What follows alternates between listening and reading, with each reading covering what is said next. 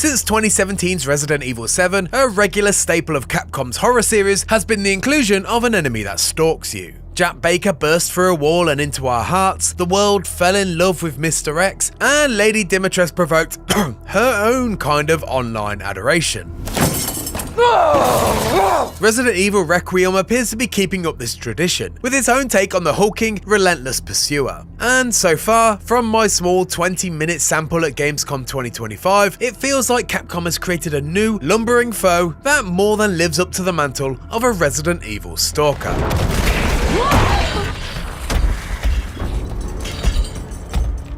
The short demo takes place at the Rhodes Hill Chronic Care Centre and stars our latest protagonist, Grace Ashcroft, who creeps through the dimly lit and suitably spooky setting, armed only with a lighter and glass bottles. While I expect that combat will be a part of the full game, there were no firearms to be seen in this demo, so there's an inherent emphasis on caution while creeping around the clinic's handful of rooms and single long connecting hallway. And if you think that sounds like an incredibly small location to explore, well, you're right. My sample of Requiem lacked any real kind of exploration and was largely a task of collecting item A to open item B, which allowed you to get item C and so forth.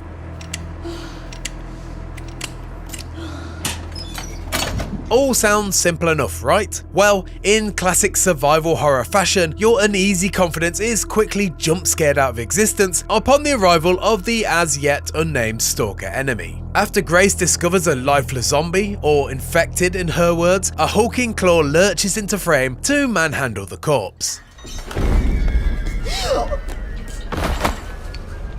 The camera lifts just as the creature plunges its teeth into the zombie's skull, both demonstrating the beast's sheer mass and how it has little consideration for the iconic fodder of the series. This new stalker is Lady D tall, with the frame of Resident Evil's Lisa Trevor and the vice-like jaw of a Wendigo. She has bulbous eyes, claws for hands, and a Quasimodo-like posture. Once unleashed, this stalker, like its recent relatives, is persistent, promptly reacting to the sounds, sights, and smells of Grace.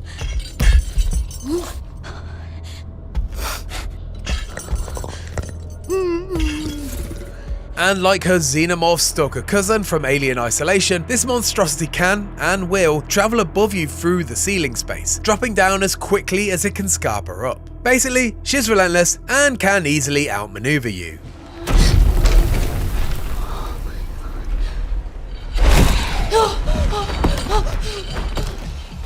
Fortunately, there are a few tools in Grace's arsenal that can help you survive though. The first being the aforementioned glass bottle. As you might expect, they're primarily used as a distraction tool, drawing the stalker's attention to the other end of the hallway and buying you time to slip past. It can also, in theory, be used as a weapon, although I'm not sure I'd recommend it. As with most stalking enemies, you can't kill or even damage Grace's pursuer.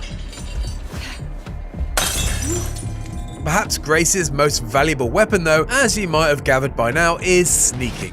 While crouching, you are afforded some moments of mercy, as you take advantage of whatever small pockets of space you can find, be that under tables or behind corners. It's a useful skill, particularly in the nurse's station room, when drawing the attention of the beast is inevitable due to a scripted sequence.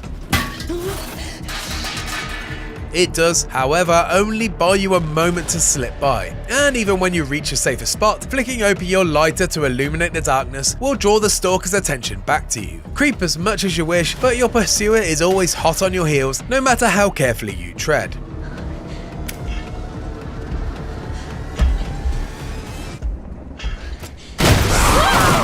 Interestingly, this new enemy type does have an Achilles heel though. Light, or more specifically, the bright white light of a room's ceiling lamp. The tiny flame from the lighter in Grace's hand didn't appear to make any difference. When chasing Grace into a well-lit room, the monster's skin visibly burns, causing her to scream and then retreat. Not only does this put some of the power back into your hands, but it's also a nice interpretation of the rules of Resident Evil's safe rooms. If you've ever seen Mr. X's bizarre backpedaling when confronted with a safe room, you'll know this change is a welcome one, adding some well overdue logic to the classic gameplay trope that magically blocks a stalker from entering your safe haven.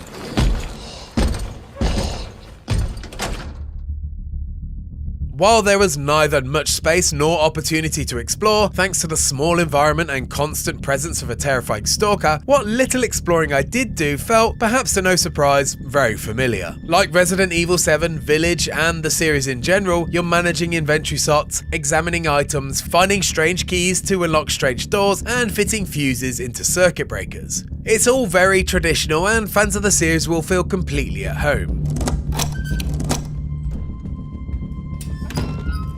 The first-person perspective of the more recent mainline games also remains, and at the suggestion of both the developer and myself, it's the optimal way to play a horror sequence like this one. However, following in line with the upgrade Capcom provided Resident Evil Village, you can also play Resident Evil Requiem from the classic third-person perspective. Your choice of camera can be changed on the fly in the menu anytime you wish, allowing you to freely switch and create a different kind of atmosphere. It's an interesting choice for a non-remake Resident Evil game, and certainly doesn't feel like an afterthought, even though it may cynically appear to be at first. In a way that perhaps only a AAA budget game can, both viewpoints are extremely well designed, with moments tailored for each experience to maximise the player's fear.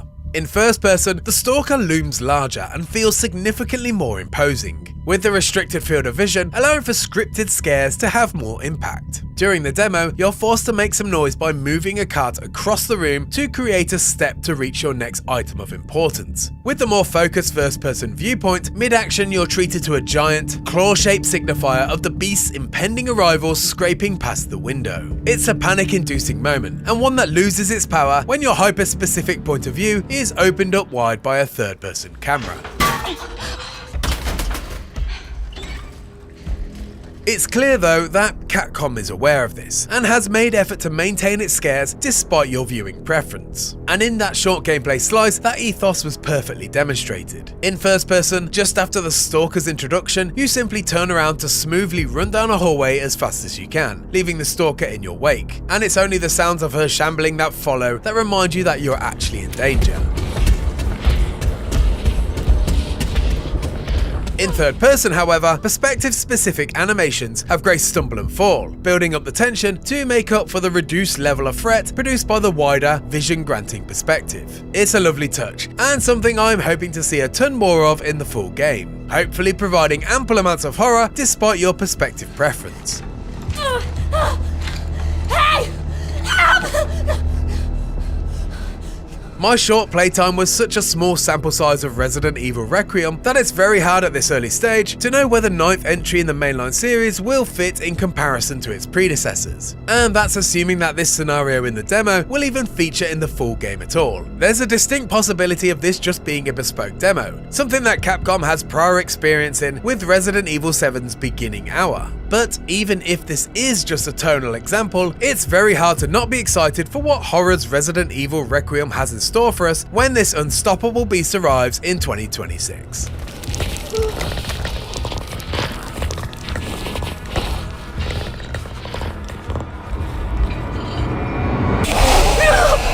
And if you like that video and you want to learn more about Resident Evil Requiem, why not check out the entire history of Raccoon City, getting you up to speed on everything you need to know about Requiem's key location. And for everything else Resident Evil, be sure to stick with IGN.